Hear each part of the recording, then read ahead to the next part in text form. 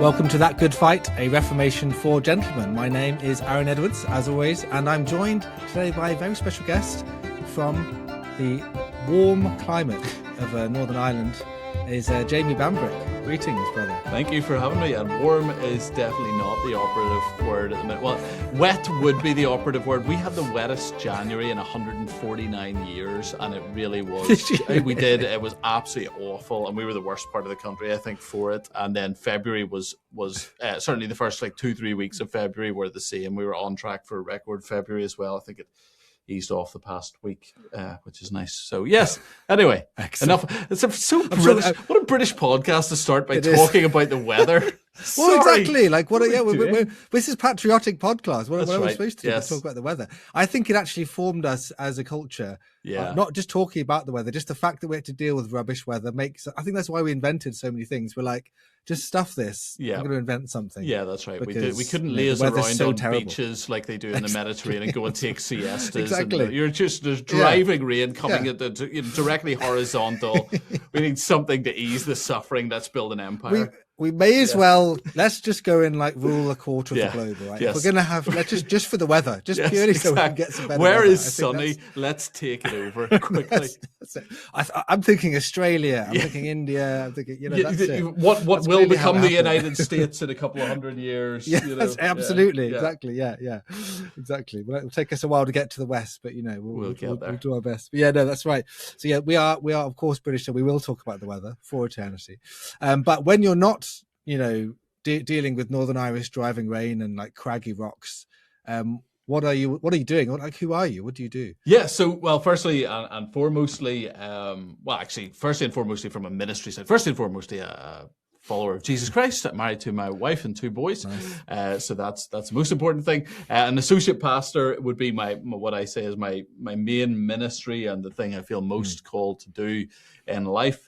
And love that at a church called Hope Church in Craigavon, which is about 35 minutes outside of Belfast. And then I also have done over the past few years quite a lot of work in the sort of YouTube, sort of Christian media, cultural and theological commentary, that kind of space. So my own YouTube channel and Twitter, and I've done a few other little projects in that regard with different organizations and companies. So that's basically a snapshot. The Americans love you, don't they? The Americans love your videos on they do. YouTube channel. They do. Yeah. I mean, I think I've tried, I suppose, to move in a more British direction recently. I feel that's kind of something I want to do. So, but yeah, no, they do. I get on very well with my American friends, and probably. You probably find this a little bit too, that Americans, there's more Americans who think similarly to how we do about Christianity than there are Brits. I mean, if we were to host a sort of conference for like-minded Brits, we could probably do it in my bedroom.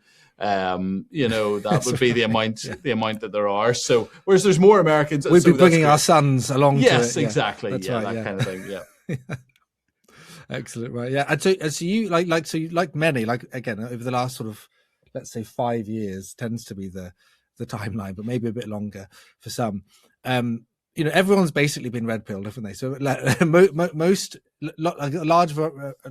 large kind of volume of Christian men, especially, have sort of looked at the world and gone things aren't working. And not only that, they've looked at the church, who've always looked at the world askance in some ways, but we've realized, actually, maybe the MO of most evangelical churches has been not as kosher as I thought it was, and there was it's kind of glaringly obvious. There's some glaringly obvious errors in the whole missional approach of the church in many respects. So lots of people have woken up. Maybe it was COVID that did it, maybe it was BLM, maybe it was the kind of just the general woke agenda, LGBT, gay marriage, abortion going through the roof, etc.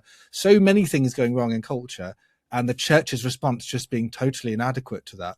And not even really being in line with what it said it was going to be about anyway. So what's your journey been in that kind of context over the last few years? Yeah. So I actually want to give credit to the Bible college and the church that I went to years prior. So I went to Bible college in Sweden. It was Pentecostal, sort of 2-year Bible college in this large church in Sweden. And one of the things that they actually were doing was Sweden was advanced in secularism at that point. This 2008, I went out there, and they were much closer to where we are now than we were at the time. And so was the state of the church. And this church had done incredible work in sort of preparing people for that and speaking into that. They had started, a Christian school, which went on to be a massive Christian school. They had started, a Bible college and a seminary as well. So it sort of flowed into that. Yeah. And had really been doing a lot of good, even things like media. They had started like a newspaper back when people were doing actual newspapers, and it was really well spread. So a lot of credit, I think. What I don't want to say is, I just stumbled across this and thought, right? No. I had a frame of reference that was instilled in me on how to deal with a hostile culture that I probably wouldn't have got elsewhere. That being said, I came back to Northern Ireland and was in pretty normal ministry in a few different contexts. And then 2020 hit, which was true for a lot of people. And I was in a church context and really, got uncomfortable as closures extended. I think that was the first thing. I think I like most people at the start, I was like, yeah, we've got to do this. I wasn't in any way excited about it, but sort of was like, yeah, well, okay, 3 weeks, to flatten the curve. But then as that went on to become, a decade without toilet roll or whatever it was trying to be, it was like, okay, I don't think this is quite what I signed up for. But then this curve is not flattening. It's not flattened at all, and I don't know if there is a curve actually. But then also BLM really was significant. It without going into details, and I don't want to talk about too much of what's going on in places that I'm no longer at.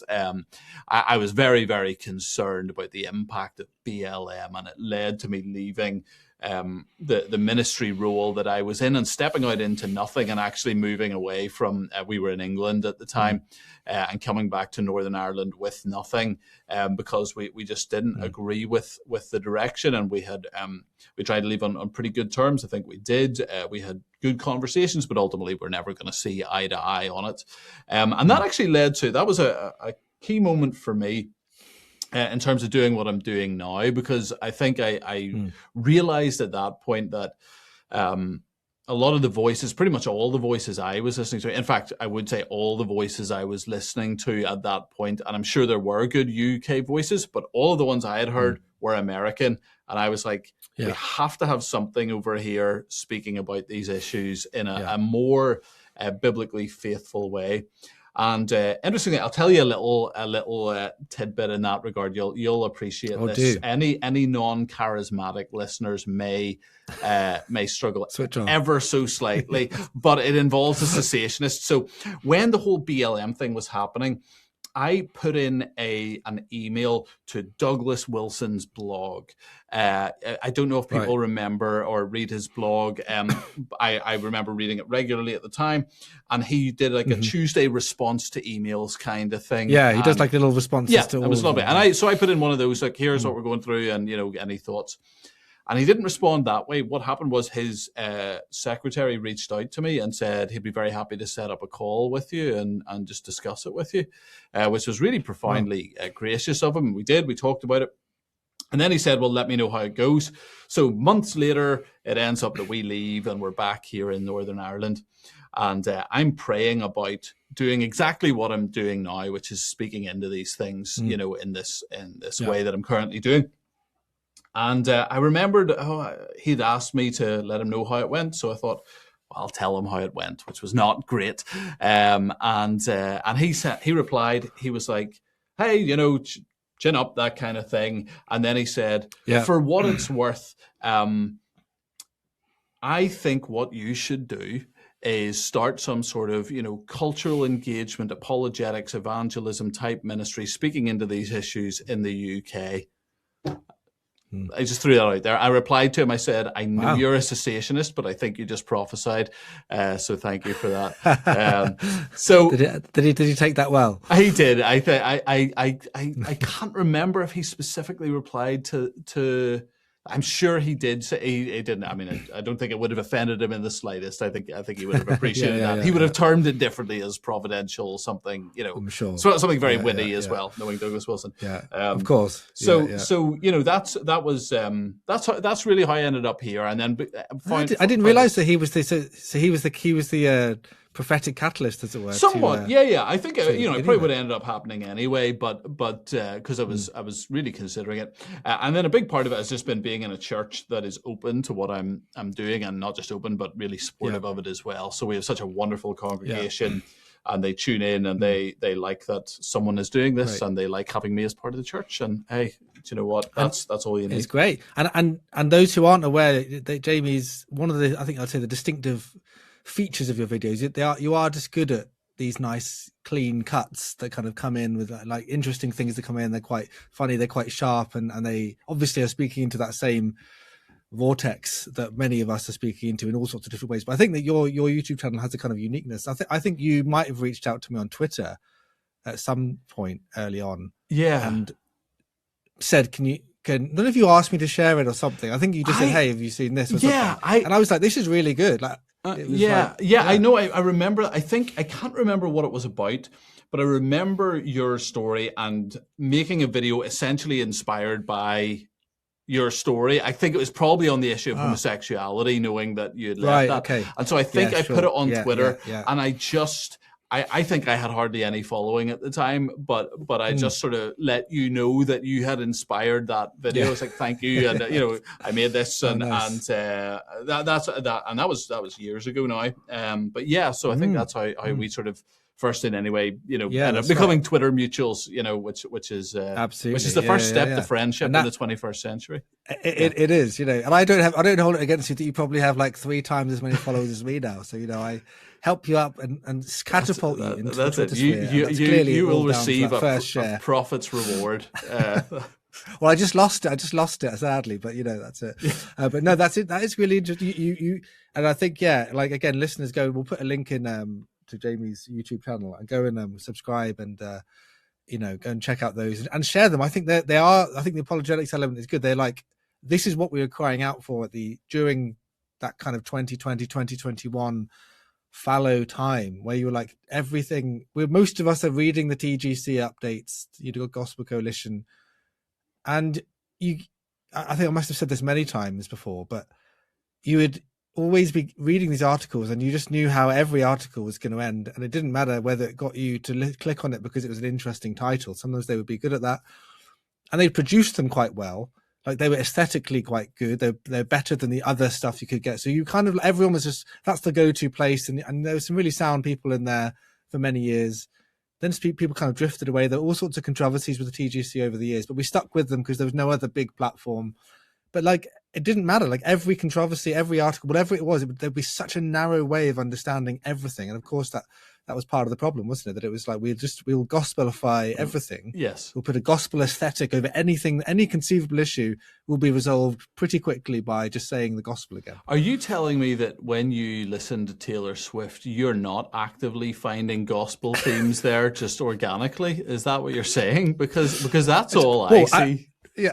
I know. Sorry, I wouldn't find them organically. Thanks to TGC, now I can see them. Yes, they are there. That's the beauty of it's the special revelation of TGC. That's they give you that lens. You can't see anything else. It's gospel centered everything. Yes, either everything has gospel themes or can be fixed by the gospel, and no further questions need to be asked. That's right. Great. Okay. There is nothing else in the New Testament except the gospel, obviously. Yes. Like, there's nothing else. There's no implications or no practical commands. application. There's nothing that we need to do. It has the law.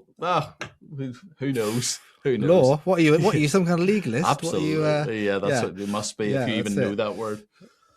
Yes. Yeah, that's it. Yeah. So it is funny how much that has affected people. But one thing I find interesting, obviously you'll be aware, we're both in the world of to the right of the center of evangelicalism, and I still actually think, to give TGC their credit, there's a kind of baseline, isn't there? So there's a baseline of like doctrinal, it's overly cautious, culturally, like ultimately pretty terrible, like genuinely terrible, and needs to be called out. So I don't want to be too nice to TGC, because I do think they need to be like brought to account for the actual effects they've had during those moments where they had a chance to really help show the power of the gospel. Literally, they actually undermined the gospel, which is the one thing they're not allowed to do that's the only thing that you're allowed to talk about.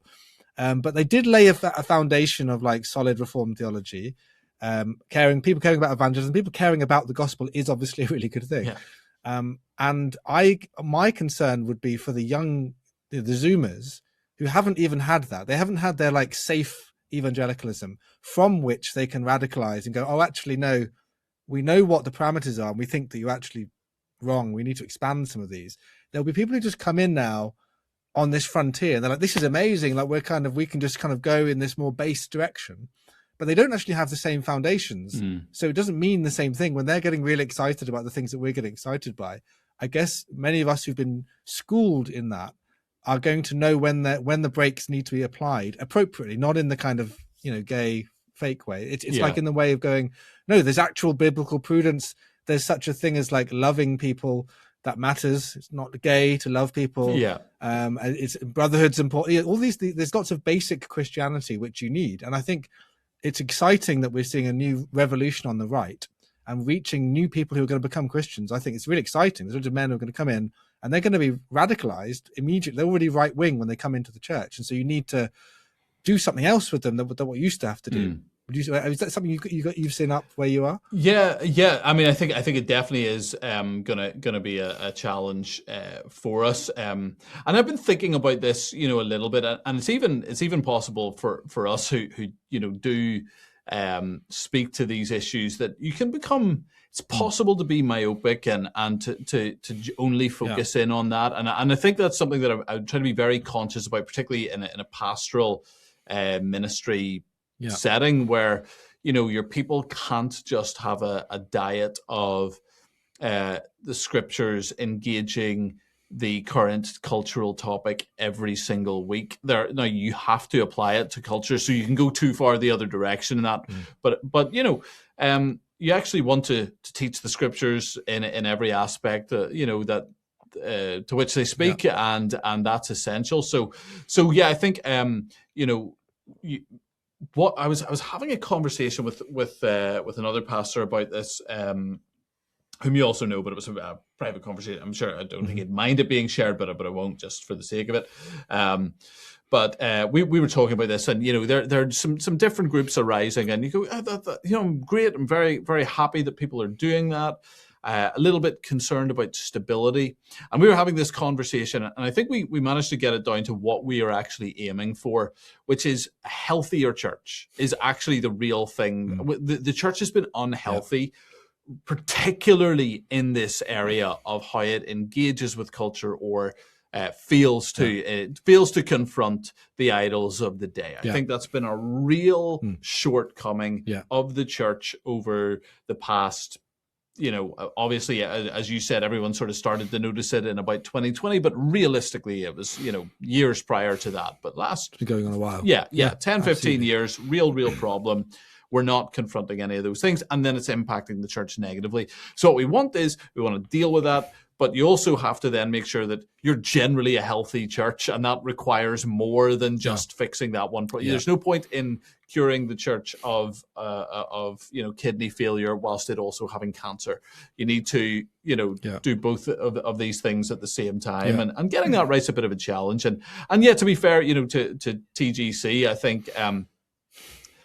The fact is that they do still have useful content out there. My problem is I can't recommend them as a resource because I know what else people are going to find there. But I do find some occasional TGC articles go, that is absolutely brilliant. I think it's, there was a great takedown of Preston Sprinkle's book the other day on Junia. And it was just really well written, and it was a thorough refutation. And you go, yep, I would totally go. That is a really useful resource. It's just the other bits, and it's enough there to make it a real problem, sadly. But that's a waffly answer to say yes. I agree with you. It's fine. I don't know if did I bring. I might have pulled you up on this in some meeting we had with some others recently.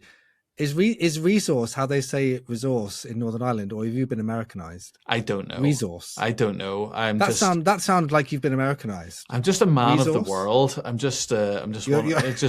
You're Hudson Taylor. You're kind of making. You're just like making. You know. Yeah. Being just all things to all men, and I honestly, I have never once considered how I say that word.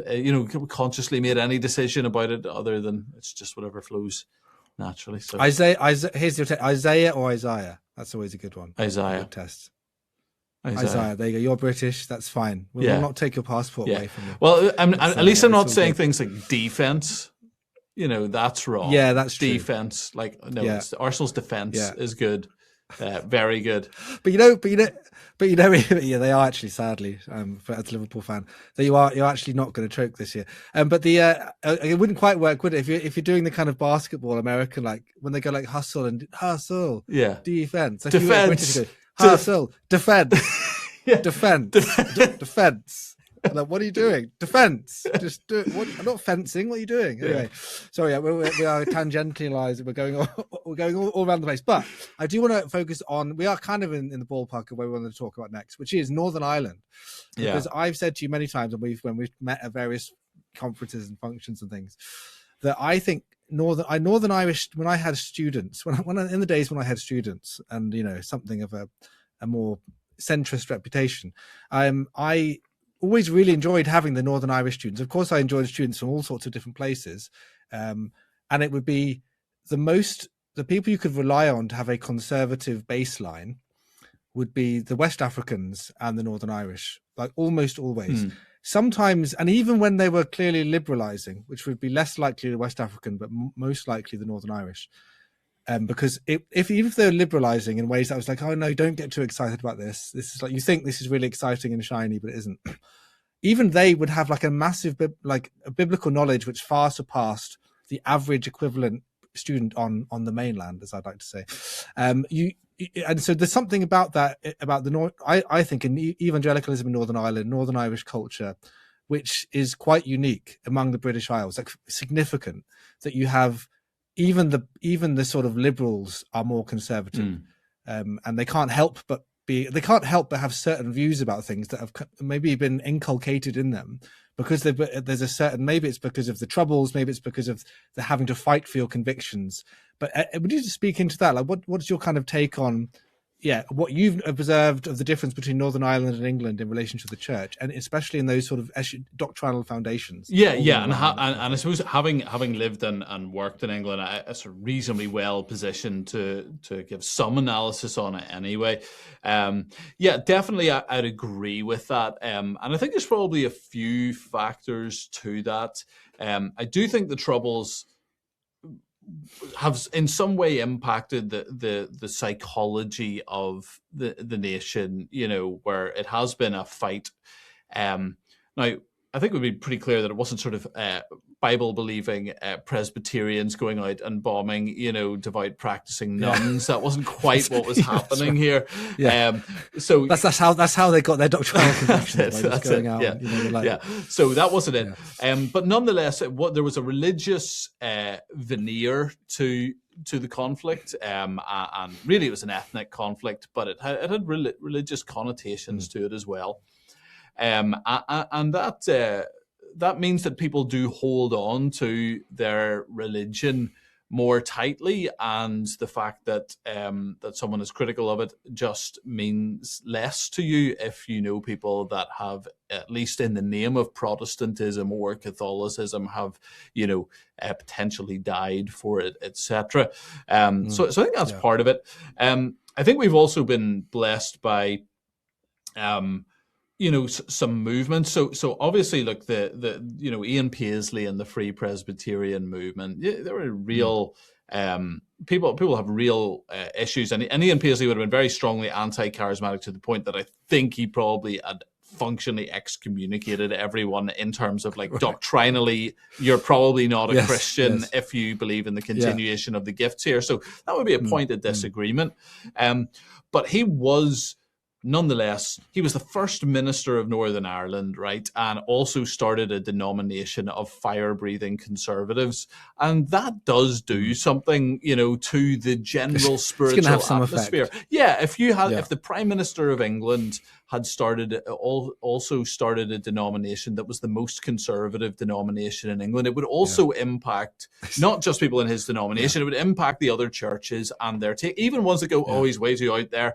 There's still there's an Overton window that is shifted by someone like that coming along, and so there's no doubt. It's quite shocking. By the way, sorry to jump in. Yeah, he was like street preaching whilst he was the Prime Minister, wasn't he? Like he was doing street preaching ministry. Absolutely, yeah. Like so I don't know what the security was like with that, but like they've got the Prime Minister of the country just like, I'm just going to go and do some evangelism. Yeah, like that is so inconceivable to most. I would say even America, you'd never have the President of America doing. Obviously, it's a bigger country, but it's just wild the thought that like the Prime Minister is also this completely evangelical, fire-breathing evangelist. Absolutely, as well. and a man who I mean, if you've ever heard his sermons, there's great sermons in there, like full of fire and passion. And so it wasn't just sort of turgid stuff. He was, really stood up on a lot of the cultural issues. So I think that definitely has an impact. I think leadership, when I look at a lot of our problems in the West, leadership matters. Leadership is real. People think that everything is some sort of psychological thing that happened in the population. Often it was a leader that did this, and most things I think are generally speaking top down to a large extent, not exclusively, and you can get things. I don't think that's a hard and fast rule, but biblically leadership matters. And so if you have a leader like that, it does something to your country. But I do also think there is a bit of a psychological thing with the Northern Irish as well, where we are a bit more. We'd be pretty different from certainly a lot of England, although I know there are probably places that are like this, just in general, values and so on. I would say the Northern Irish are very much a people of somewheres rather than anywheres. So, you're from that place, you're from that town, and what part of that town are you from? And again, you can almost pull that back to the Troubles, because that was what part of Belfast you're from tells you if you're Protestant or Catholic and what side of those lines. So that really does matter a lot. So we've got very, very specific about what street do you live in. Yeah. Really matters here in a way that it doesn't in the mainland. And there's a real family orientation here as well. And I think those things do help to conserve a Christian culture as well. They give people a bit of security because your community is not just actually based on what strangers think of you, but it's people that have grown up with you, and it's your family, and so that actually gives you a bit more groundedness when it comes to strange novel ideas that you feel pressured to like. It's like, well, actually, I know a whole bunch of people and they all think this is nonsense, so I don't really care. And then I also just think it's a slightly more. I mean, we are ethnically Celts, whether Scottish or Irish. The Americans would call the people from Ulster Scots-Irish, which is pretty accurate. Right. And I just think there's a little bit less. I think one of the real challenges for the English is the I think it's a very good thing, but the inclination towards politeness often means that things that need to be said are unsaid. And there's a lot of niceties and couching and this sense of, we don't want to be too direct about how we approach this. Whereas I just think in the Northern Irish psyche, and that probably goes way back even well before the Troubles, just back to sort of a general temperamental thing.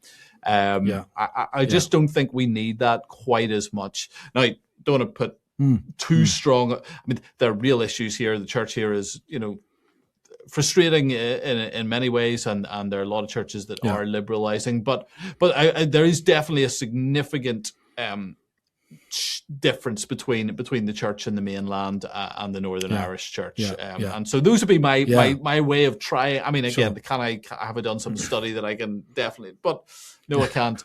But I think that there's some reasonable explanations there anyway. Yeah, no, that's really interesting, and really it blew my mind that I didn't even know this until 2019. When I was talking to one of my Northern Irish students when the abortion post-Brexit, the abortion laws were changing in Northern Ireland. I didn't even know that it was 100% illegal. Abortion would have been presumably one of the only places in this part of the world that had that law. I don't know. They're probably, I don't know, maybe Poland had a different law. There will be presumably some other more Catholic inclined nations that had more stringent laws, certainly than England and Wales and Scotland did. But I was just amazed to hear that you'd held the line on that for absolutely ages, when it was completely, it's like a completely done issue for so many people that it's like still unfathomable to me, really, that you have to still try to convince Christians that this is an important thing to talk about publicly.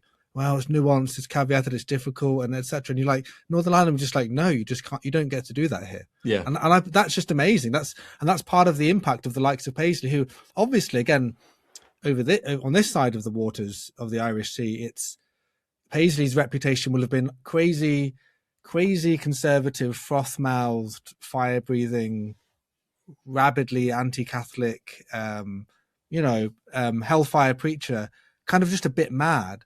And what most of the evangelicals here would be like, we don't want to be anything like Paisley. We wouldn't want to have that kind of impact culturally. So we'll stick to our kind of little gospel, little church mindset, rather than this far more expansive vision, which is like, no, we want to take the nation for Christ. That's like what we're trying. Why wouldn't we be trying to do that? And it seems to me that the fruit of that, of course, this doesn't mean it's perfect. Of course, Paisley wasn't perfect by any means. And I think he'd certainly changed. He mellowed, didn't he, towards the end, especially towards the Catholics. But I think it was, I don't know whether he mellowed towards the charismatics. That probably, maybe he didn't. Maybe he was like, absolutely not changing. So we would both be heretics, sadly, and excommunicated. Yeah, well, sorry, continue. You were no. You got. I was just going to say that was it. That was really just to say that he, what he actually had. It takes a cultural crisis. It takes something like, or just a realization of a long-term cultural erosion. So not necessarily an immediate, oh, this is all going bad, like a massive economic crash or a moral crisis. It's like a realization. That's what the red pilling has been. It's like, whoa, we've been used to like the constant, never-ending decline of the West for so long, and of Christendom and of the church, all in tandem. And secularism is just there to stay. It's going to be there forever. Deal with it. It's better, by the way. You just need to love it. You need to love Big Brother. And then people going like, no, I'm not going to, no, not doing it anymore. Not happening. And why have we accepted this? Why is abortion legal? Like, why is it controversial to talk about that in churches? And I just think that's when you start to look at those figures, like John MacArthur's star rose. Just that I used to think of John MacArthur much more. Of course, I appreciated him as a baseline doctrinal, but I think, thought of him as curmudgeonly and just a bit irritable, very anti-charismatic. So I really didn't like that element of him. And then I think there's certain times when you go, actually, we could do with some just MacArthur, no nonsense, unemotional, just holding the line. That's what we need. And I think some of that only comes to light later on when you realize, oh, there's actually a cultural effect of that kind of approach where you're sort of going, no, this is true, and we don't care if you don't like it. Like we're beholden to God, and we're going to say what's true, and it's going to be good, and you don't have to like it. You don't have to like me. We're just going to do it. And I think, again, the hard-nosed Paisleyan type approach allows for that. It might also allow for things that a strident approach where more nuance or dialectic might be necessary, but at the same time, I think what we need is that kind of leadership, as you say. Yeah. I certainly,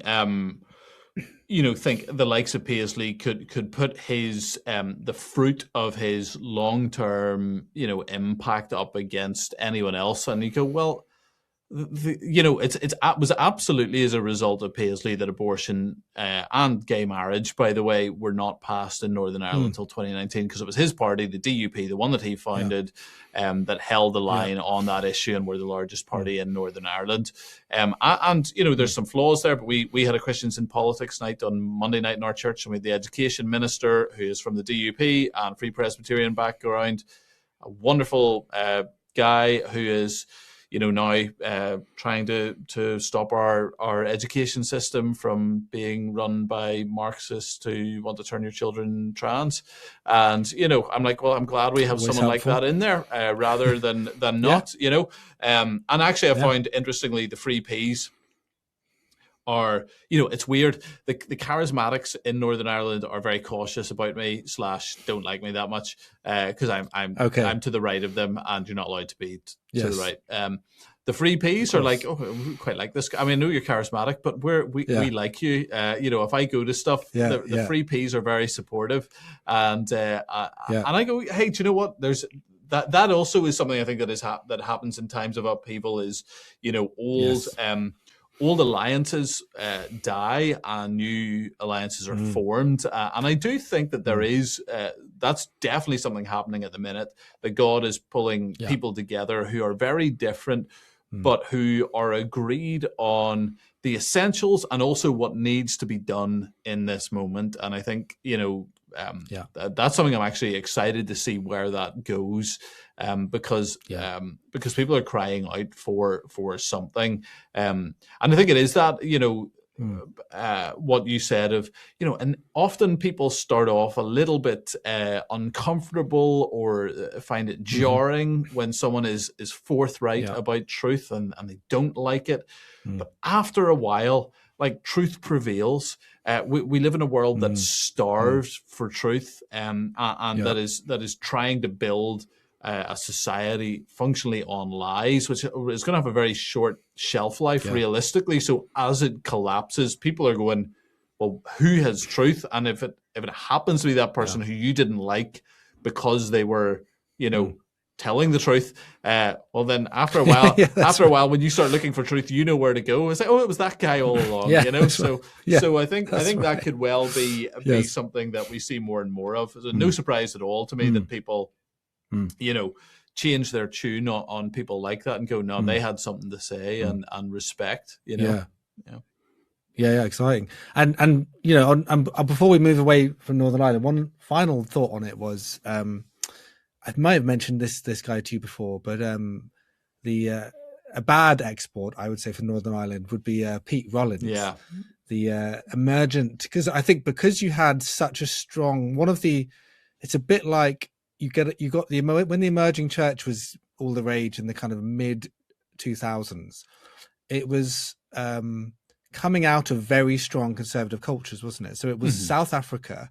And there was Australia. It was kind of getting big there. Of course, there are loads of parts from it came from the US. Obviously, it's the US export, but it kind of caught on in Northern Ireland in a different way than on the mainland, I would say. And Pete Rollins, I knew one of Pete Rollins' close kind of partners in crime when I was at university, and he ended up in an unbelievably ridiculous train wreck of a life. And he used to be speaking on the stage to 5,000 people with Pete Rollins in Northern Ireland. Came over to here and went on this journey. I think he studied theology, and then it was completely crazy how many foundations he undermined.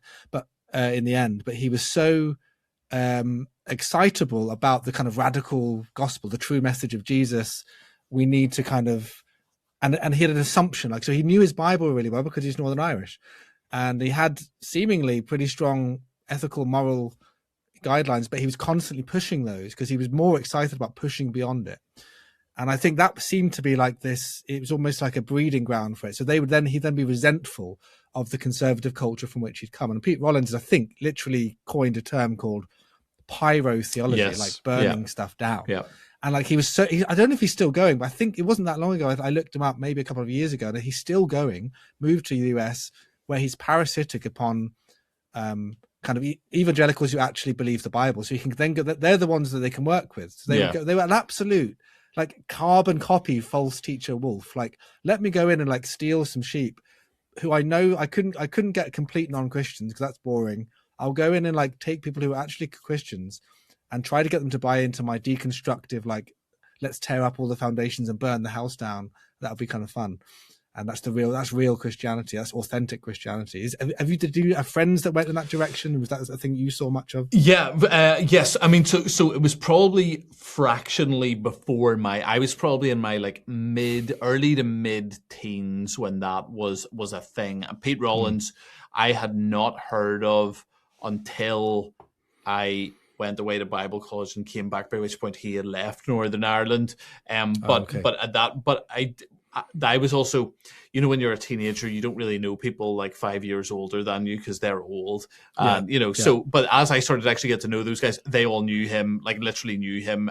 He had been at not speaking at our church, but he had been, to stuff at our church. Belfast is, not a massive place. So, there was overlap there.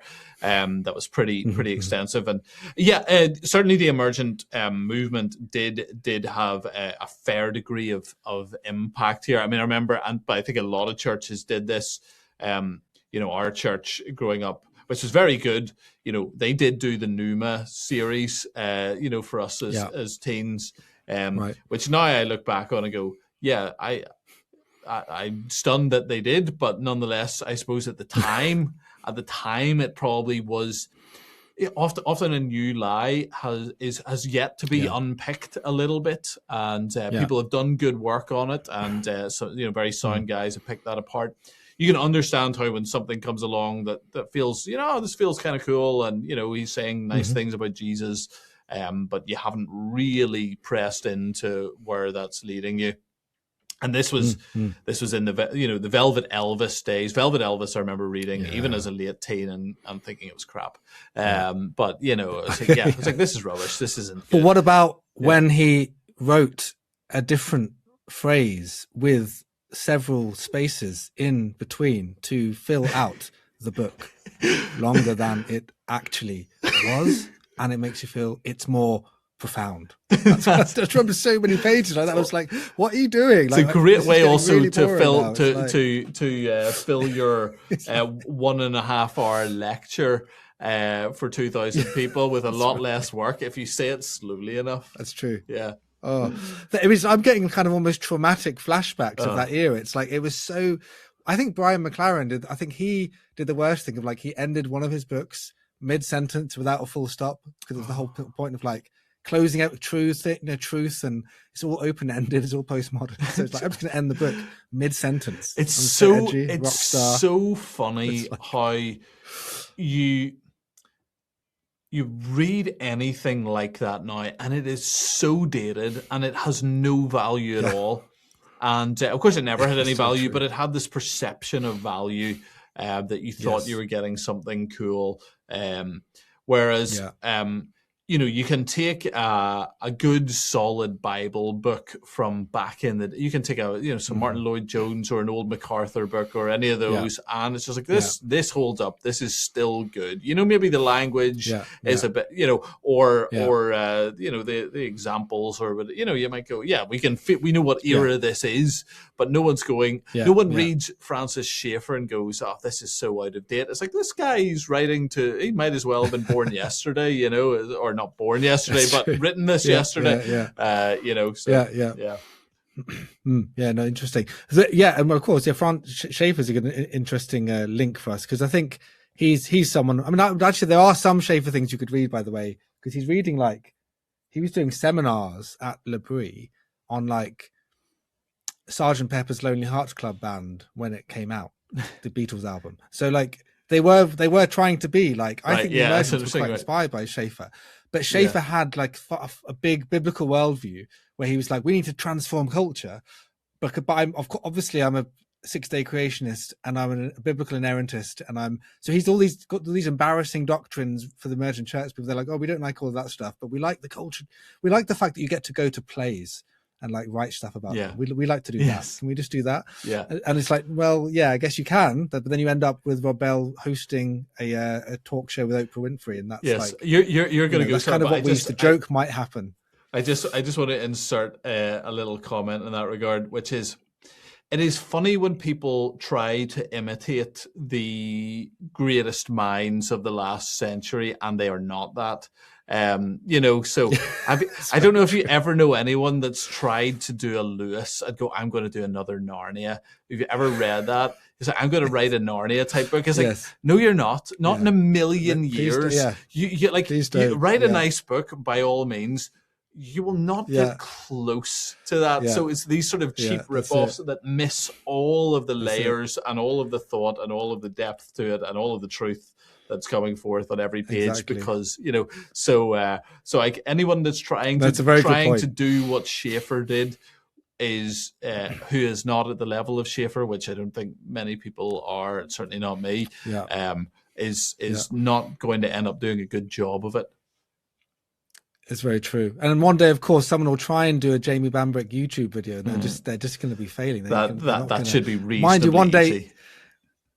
within like a year, I'm sure AI will be able to put everyone out of business. Absolutely, From the latest scaremongering we've heard on that. Anyway, AI, a whole other topic. But on the topic of like trying to transform culture the way that Schaefer did, and of course, Schaefer gets critiqued late on. Biographies like Colin Duree's biography, I remember reading his years ago, where he just kind of was really negative towards Schaefer towards the end of Schaefer's life. And at the time when I read it, I was like, oh, I didn't realize Schaefer kind of went bad near the end.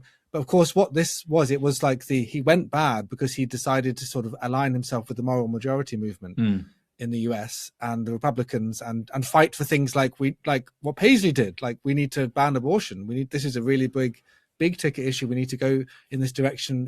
He kind of had this realization that politics really matters. He'd been spending all this time doing cultural engagement stuff in seminars and lectures, etc. And he realized politics is where you need to be if you really want to change the culture. Obviously, why wouldn't you do that? And we've got many examples historically of those who've done that. But of course, now that is this now called this dangerous doctrine of Christian nationalism, of course. And I think that's the irony is, I think a lot of evangelicals who went through the emerging phase, they see Christian nationalism as like this, like a wolfish doctrine that's kind of for the cool kids have come in. We didn't used to talk about politics, and now you're suddenly talking about politics. Now you're talking about nations. We're really worried about that. It's not the old school gospel that all of our forefathers for the last 50 years preached. Even if, like, actually there's the whole a few 50 came before you. Whole 50. maybe 45 this at least. Is ancient. It's the way in which that people see that. It immediately comes with all this like fear, doesn't it? So like you and I, obviously we won't go into the details of all of our literally underground meetings we've had in some cases. I just mean that because we were underground in a particular building in one of them. But we've had a few meetings, haven't we, where we've been gathered with people who are interested in this question, whether they like the label Christian nationalism or not. They recognize there's something wrong. And you were part of putting together one of these symposiums. I was putting together another one, and we both were at each other's meetings. That was interesting. And it's an interesting time, isn't it? Of people getting together going, oh, like someone has to do something about this. Yeah, no, absolutely. I think I think what's happened, there's nothing wrong with, look throughout church history, there have been different emphases at different moments. That's not to say that we don't want to be rounded or anything like that, getting back to what we said earlier, which we absolutely do.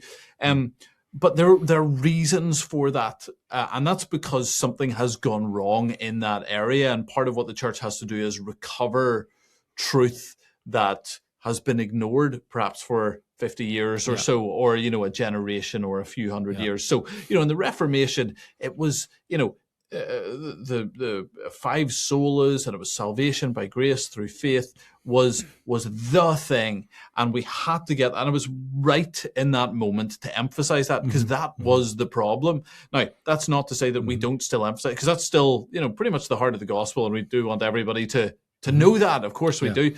But other times, you look at the Wesleyan movement Britain in the 1700s, you know, the emphasis was on that of personal, genuine, transformative faith, of being born again. It wasn't quite this; it was a slightly different emphasis because they had a problem of a sort of, you know, technical assent, but a very nominal, you know, belief. And you go, no, it does require more than that. True repentance is part of this, and so I think it's no surprise to me that where we are seeing you know, the real collapse of our political system and the capture of a political system that was built by Christians and maintained by Christians and run by Christians for, you know, if we talk about the UK, 1,000 years or so roughly, by, you know, secularists and Marxists, and also we're seeing Islam being very much part of the deal there. It should be no surprise that a bunch of people are looking around going, well, we need to recover something here. We need to recover truth in this area. And I think one of the things that Christians in our day really need to do, and we tend to be very poor at doing this, is we need to look at what did the church believe about this before us. Because there's not, you cannot find any Christian that I can see anywhere advocating for, you know, secular pluralism is what we need to have as the foundation of our legal system. You know, now you can say that secular pluralism is in some ways an outgrowth of the society that Christianity built, but it's not a. So Tom Holland would argue that. What the problem with Tom Holland's work, by the way, is that a lot of people are taking what Tom Holland is describing as, you know, basically Christianity made secular pluralism is basically, if you want to get dominion in a sentence, that's what it is. And that's true. Woke came from the Good Samaritan kind of thing. You know, and that's true, but it's a heresy of Christianity. It's not Christianity. It was, you know, it's a false understanding of it. But what a lot of Christians have heard is, that means that secular pluralism is good, therefore, yay, secular pluralism. Yeah, it's so funny. And so with that being, you know, a very influential book, particularly in, you know, UK, that's something that we need to watch out for. And I just am stunned, you know, watching over the last, it feels like I probably over the last 6 months, probably even shorter than that, you know, I don't know if I'm sure people have been having conversations about this in the similar way as we're having conversations about it. We've been inundated with articles and videos and social media posts from leading evangelical, ostensibly conservative evangelicals, and probably actually conservative on many biblical issues, really saying, Christian nationalism is the problem. We have to stand against this. You know, we won't take a stance really of any note on all this vast plethora of actual issues, but Christian nationalism is the one we're worried about, because did you know Tommy Robinson had crosses at a rally, and therefore this is the problem of our time? So I think it's nuts. That's my, like, the fact that just the direction of the church, I'm just like, you guys, are you right in the head? What is wrong with you thinking that this is the problem that we're facing? How can you look at the and culture? Also, of course, aligning with it was just what the letter. Steve Chalk. It was Steve Chalk, and also the trans archdeacon. I forget her name. Her name. Whatever. Anyway, it was just like, it's amazing that evangelicals, so Evangelical Alliance people were like aligning. They're like, oh yeah, we will totally like sign up with these people. That's like the good, in order to denounce these people who are obviously far more close to them in so many other respects. They just don't like it politically. It's the political element that makes them really worried. Like, you're not actually going to like change anything, are you, about our beautiful secular pluralism, liberalism, globalism? Isn't that wasn't that come down from on high? I think your point about the Tom Holland thing is really interesting. Actually, I think that's right. That Tom Holland's book must be the most cited book of a historian in sermons of the last 5 or so years. And it's for most evangelicals, it's a brilliant boon, because you can say to your secular friends, hey, look, even we've got one. I know he's now identifying as a Christian, but I think more on the Christian values thing. I think I saw him very recently say, I am a Christian. Oh, wonderful. But then when they asked him, what does that mean? what does that mean? He then he didn't say, I believe in the resurrection. I think he was asked that. Okay. And it was like, I believe in Christian values, so obviously I'm a Christian. I shouldn't not say I'm a Christian. So I don't know if he knows what a Christian is. That's what I'm currently at, but he's at least willing to say I am a Christian.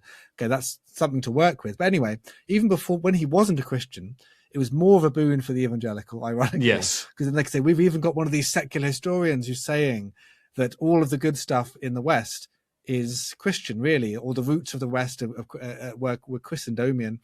And so we get to take credit for that. So would you like to come to my big Eva church and, we'll talk about it over some poor coffee and an ice biscuit or something.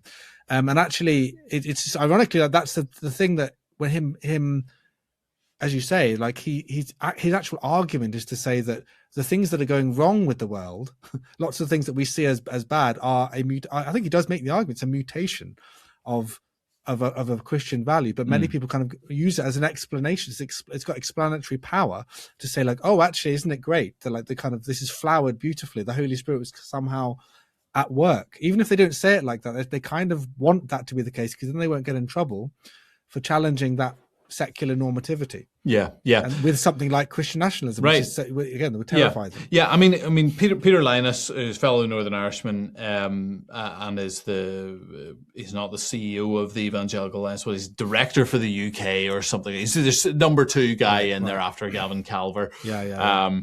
He did a big article and a video on this, and he talked about 4 or 5 different kinds of Christian nationalism. You got populist and whatever, yada yada yada. Yeah. But it's part of it is all it's couched in these very ominous terms, and I looked at that and I go, I kind of like all of his breakdown. I actually think is reasonably accurate, and it's sort of these are different groups and they are coming about this slightly differently, and sure. What he neglected to say was, literally all of these are infinitely better than anything we have right now, and we should be 100% on board with whatever attempts are being made to restore the Christian heritage of this nation, which is in fact true. Like, the fact is, Tommy Robinson's understanding of Christian Britain is closer to what Christians have historically believed about nations than the evangelical alliances is. That would seem to be the case to me. Like, Tommy Robinson going, we should be Christian, and that's a good thing, puts him ahead of that. It's not that complicated, by the way. I'm not saying this is a relatively straightforward position. Now, I shy away from using the label for myself. I say I don't use the label for myself just because of the baggage attached to it, and I don't want to sort of whatever. But functionally, do I think it's still the big Eva part of you there? You've still got the you still kind of there's still some of the serum that needs to be. Yeah, it's just I honestly, I mean, I can say this, and this may come back to bite me because public podcast, but it's just a wisdom and prudence thing of, like, I can make the arguments for a Christian nation without using the term that seems to get everybody all hot and bothered, and like, I'll just make the argument then because. The fact is, who doesn't want their nation to be run the way Jesus wants their nation to be run? Like, that it just seems very straightforward to me. So I think it's an interesting discussion and an important one. I think it's important. There's 2 reasons why I think actually we really do need to talk about this as a church, as the church broadly. One is that we actually do need some political solutions to the problems that we're facing right now, because we are in massive trouble politically with, essentially what could be a sort of civilization ending problem of, mass immigration, and then that being not assimilating to the Christian heritage of this place. So I think Islam is a big problem within that. The most serious one. There are other things that we need to think about, and some people only talk about that side of it. But that certainly is a real concern that we need to address promptly. So actually, Christians should be thinking about what the answers to this are, and they cannot be the Krish Kandaya answer of "Yes, sir, can I have another?" It needs to be, it needs to be a little bit more thought through than that. The other reason why we need to think about it is this is an area that the world is looking for truth in. And for me, this is the thing about being gospel centered, is that actually talking about these things is an avenue to sharing the gospel to people who are desperate for answers in this regard. They're going, the world's falling apart, and I want someone to tell me the truth. And if the church goes, oh no, we don't have any, we have nothing to say about that here, that would be political. Then we're missing the chance to go, no, you're absolutely right, actually, and it is much worse that we're not Christian. By the way, what that means is you need to become a Christian. So let me tell you about that. That would be a good starting point. That's the first and most important thing you can do to restore the Christian heritage of this nation would be to become one yourself. Yes. So I think to sort of poo-poo it or ignore it or put it down, I honestly think it's a massive misstep for those two reasons. Yeah. Yeah, it's mad. It's absolutely mad, and it does link in. It's a real contradiction of the evangelical mantra anyway. If you're front-loading evangelism and the gospel, and you're saying that you should build bridges, it's just so dubious to me that actually the bridges only ever went to the left and then never went to the right. This is a great evangelistic opportunity. There's people talking about Christianity and the evangelicals, rather than actually using that and going, and I don't even mean you have to use it in a fake instrumental way. Like, that can be a bit insidious, where you're like, oh, let me pretend that I'm into the things you're into. Like you can actually say, no, there's biblical stuff about nations that we can talk about. I know you care about your heritage. I know you care about your people, and that's a good thing. There doesn't have to be, I don't have to condemn you immediately for that. We can talk about that. But you can't talk about Christian heritage and values without understanding what it really meant to be a Christian and means to be a Christian for you. But I just think you're never going to get there, I say, with the constant condemnation. Now, finally, I know it's kind of late, but before we just close, to get you, firstly, listeners, now there probably isn't time for him to do this, but if you see Jamie Bambrick at a conference somewhere, please ask him about his Krish Kandiah story. Okay. He has a Krish Kandiah story about the Carlton Club, and that's all I'll say. Yes. So so go and find Jamie and say, what is this about? This is so exciting. If I was clever enough, we'd do a Patreon subscribe. You have to pay loads of money for this to find. Send me 100 quid, and I will tell you that story. I will send you it. Yeah. For the highest bidder. So anyway, but we'll leave Krish out of it, but it's kind of relevant because I think he'd be very worried about this element, which is just a few comments on the launch of Restore Britain, because I think this is something that is tied into this conversation, the kind of fear, the fear of the right and the fear of what may lurk over on the right already. It's not been that long since the launch, and they've been doing really well. The movement's up. We've talked about it on this podcast. I've already had some evangelicals being worried about that, even worried that any evangelical like me or others might get too supportive of a certain party. And then immediately when there's all this momentum, it's kind of like the biggest thing again is to worry about where this could go. And my inclination would generally be, well, if you see something going in a really dangerous direction, like if it's credibly bad and you know there's something bad, then you can denounce at your heart's content. You can say what's bad, you can offer wisdom, etc.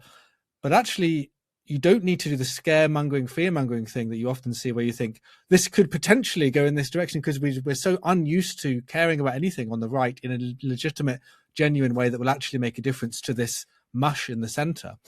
That our fear is kind of directed in that way, rather than any sense of like, hang on, are there really positive things to work with here? All the stuff we've been talking about in the abstract about changing nations, Christian nationalism. Now you've got an opportunity, not necessarily for Christian nationalism in one party for sure, but one that seems to be very serious, more serious than all the other options available, restoring, patriotic heritage in the country and Christian values and heritage, irrespective of whether the leader group below is a Christian himself. Yeah, no, I mean, I think so. In Northern Ireland, we have our own sort of political parties. Right. I imagine the DUP would be interested in collaborating with Restore, but from a national election side, I am 100% on the Restore train, and I really do think that they are the realistic option for the right thing for Britain from a Christian and from the perspective of Jesus. That's what I actually think. Like, I think Jesus looks at the parties and goes, yeah, I think that's closer than any of the others by a margin that could actually win. I'm sure you can find some tiny party out there but sorry, you actually have one that's at 7% in the polls and 100,000 members after a couple of weeks. They're going to be bigger than the Conservative Party shortly in terms of membership. And for me, look, if we see 6 months out from the election that it's not going to be restored, then I will hold my nose and vote for another party. I would go, yeah, okay, well then it would be Reform probably, and that would be better than nothing. Not much better than nothing, but fractionally. But there's a real genuine chance here. Everything they're saying, in terms of, and it's not perfect, but, euthanasia, they're not doing. They're significantly more pro-life than the others. Not perfectly pro-life, but significantly more pro-life. So those big issues are there.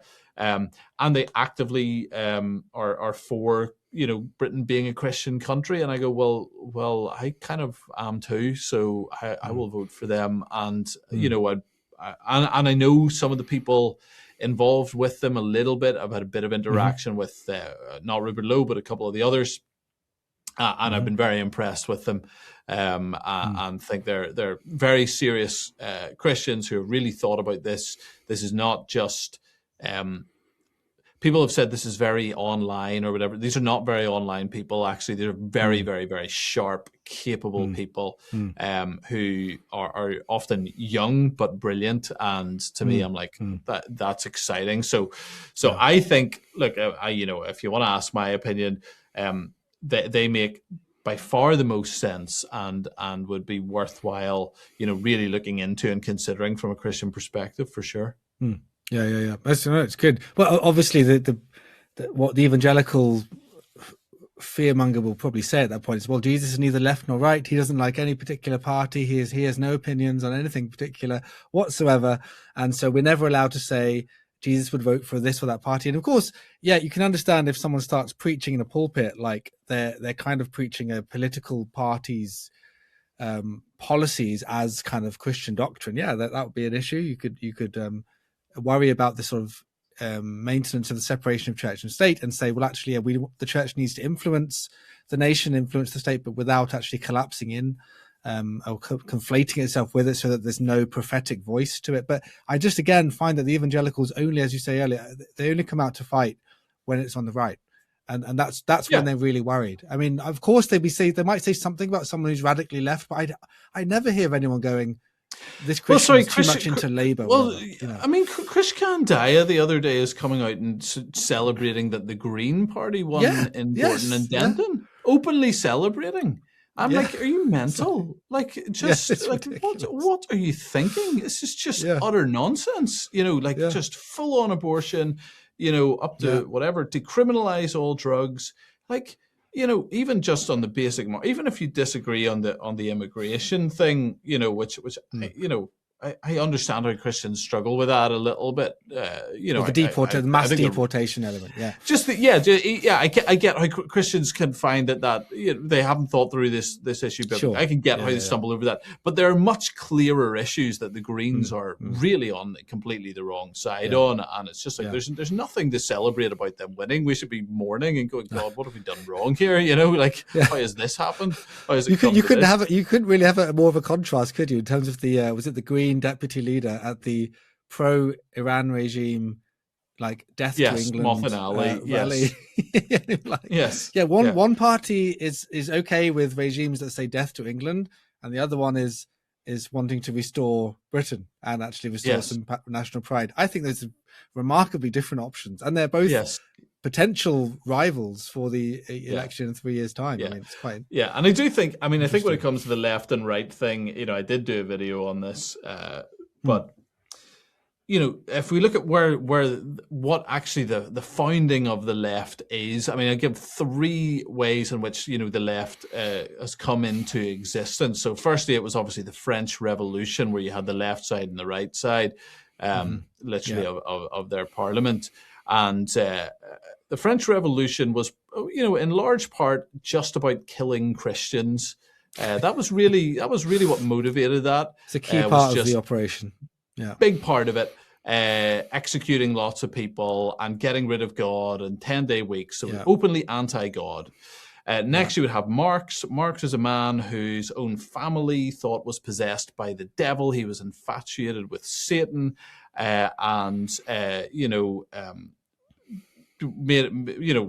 absolutely hated Christianity down to his very core, and his least favorite person in the world was Charles Spurgeon.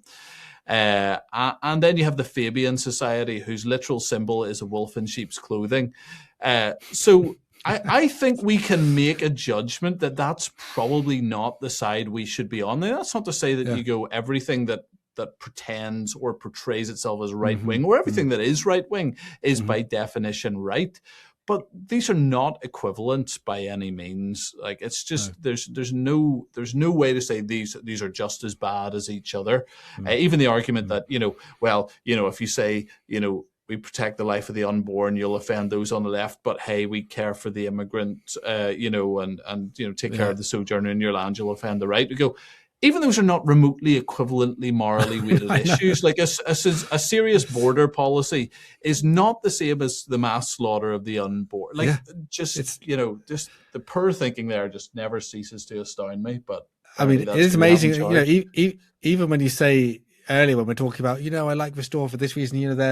They don't go for euthanasia. And you imagine where someone from 100 years ago is having this conversation, and Christians are looking at possible people who are like parties that are better. Well, this one doesn't kill as many babies, and this one doesn't kill old people. That's good. I mean, that's great, isn't it? They're like, what? Yeah. What kind of dystopia are you guys living in, where these are your options, and you're kind of worried about this or that based on these kind of criteria? That's now like a win to not kill as many babies.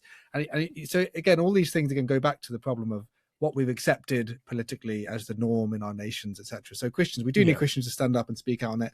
So again, listeners, if you are interested in seeing more of Jamie's stuff, Jamie, where is your is there a quick handle that they can type? Is it just type in Jamie Bambrick? Just type in my name to YouTube or Twitter. That's where I really exist in the online space. So that'll be great. There you go.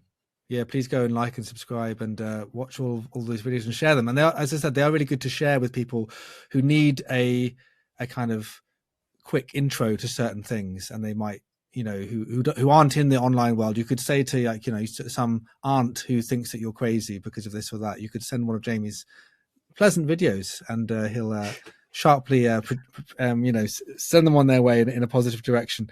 So well, hopefully you found that helpful. It's been great to have you, Jamie, and you listeners, till next time, hope you found that helpful and interesting and intriguing. Be strong in the Lord and in the strength of his might. Defy the devil and act like men. Love the brotherhood. Fear God.